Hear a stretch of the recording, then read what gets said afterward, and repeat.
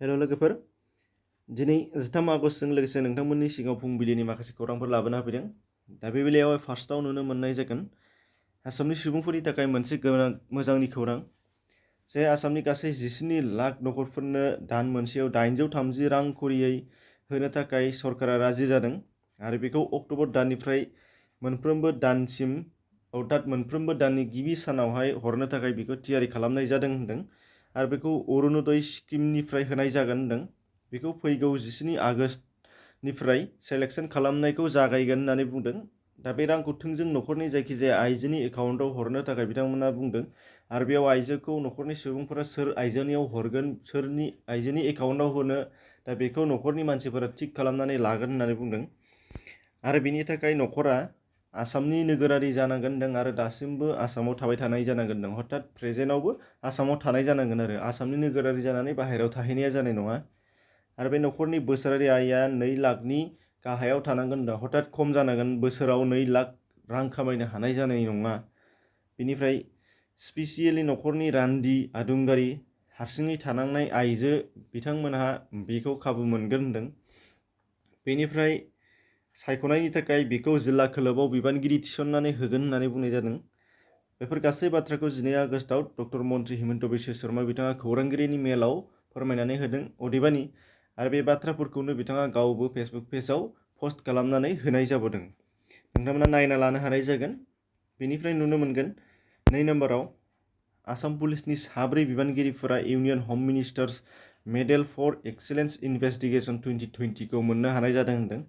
दा बे बेलायाव बिथांमोनहा जादों दीपज्योति मुखार्जी DIG मोन बिथाङा, बेनिफ्राय श्रीमती रौसी कलिता बिथाङा SP, बेनिफ्राय रुस्तम राज ब्रह्म बिथाङा इन्सपेक्टर आरो बेनिफ्राय अभिषेक बर' बिथाङा SI साब इन्सपेक्टर।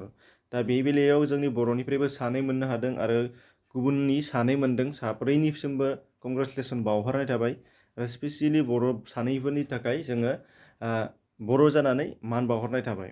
बेनिफ्राय नुनो मोननाय जागोन चिरां पुलिसनि गोख्रों सन्दाननायनि गेजेरजों 12 आगस्टआव बिजिनीनि गंसे मबाइल दखाननि सिखावखौ हमनो हाबाय होनदों। बेखौ बरपेटा र'डआव हमहैनो हादों। सिखावजों लोगोसे गासै गं 24 मबाइलफोर, 27,420 रां आरो हियुन्डाइनि i10 गारि बोखांनो हानाय जाफादों होनदों। सावगारियाव नोंथांमोना नुनो मोनदों सिखावखौ बरपेटा जिल्लानि बाटबर पुलिस थाना सिंनि आगमिनदिया गामिनि होननानै बुंनाय जादों खौराङाव। दा बेनिफ्राय नुनो मोनबावगोन मैयासिम कर'ना भाइरासनि आपडेट। कर'ना भाइरासनि बेलायाव नुनो मोनगोन गासै 17 आगस्तखालि 6 थैबावनाय जादों। दा बेयाव बिथांमोना सोरमोन? हिमांशु दे, देबब्रत चौधुरी, दानेश्वर शर्मा, बिश्वजित घोष, महेश बरुवा, MI हुसैन बिथांमोन आरो बिथांमोनजों लोगोसे गासै बे सानावहाय 4,593 सा गोदान केस मोननाय जादों आरो बेनो बयनिख्रुइबो बांसिन गोदान केस मोननाय आरो जों मिजिं खालामनो हादों जुदि बेबायदि मोनलांबाय थादोंबा दिनैनि दिनाव गाबोननि दिनाव आरो बेनिफ्राय बांसिन मोनलांबाय थानो हासिगौ आरो जाहाथे बिदि दाजाथों, नाथाय जानोबो हागौ। बिनि थाखाय जों नुगासिनो दं जिहेतु बांबोगासिनोसो दङ आरो बिनि अनगायैबो गासै 2,136 सा डिसचार्ज खालामनानै होनाय जादों। दा थाथायाव दङ गासै जालांनाय केसफोरा जादों 68,999 डिसचार्ज जालांबाय, बेनिफ्राय 47,209 एक्टिभ जाना दङ 21,626 सा, बेनिफ्राय थैनाया जाहैबाय 161 सा जाहैबाय आरो माइग्रेटआ 3 जालांबाय। बेनिफ्राय दङ धुबरी जिल्लायाव आरोबाव फिन 12 आगस्तखालि धुबरी पुलिस थानानि संदाननायाव धुबरीनि पुलिसनि संदाननायाव गलाकन्ज पुलिस थानानि सिङाव आयेन बेरेखायै सोलिनाय मोनसे मोसौ फालांगिरिनि मोसौ हमनो मोननाय जाबावदों। बेखौ नावजों लोगोसे हमफानो मोननाय जादों होनदों गासै 41टा मोसौफोर। दा धुबरी जिल्लायाव मोनफ्रोमबो सप्तायाव बेबादि जाथाय माखासे स्मागलारफोरनि बुथुमनो हानाय जानाया नुजागासिनो दङ। दा धुबरी पुलिसनिसिम जों साबायखर बावहरनो नांगोन।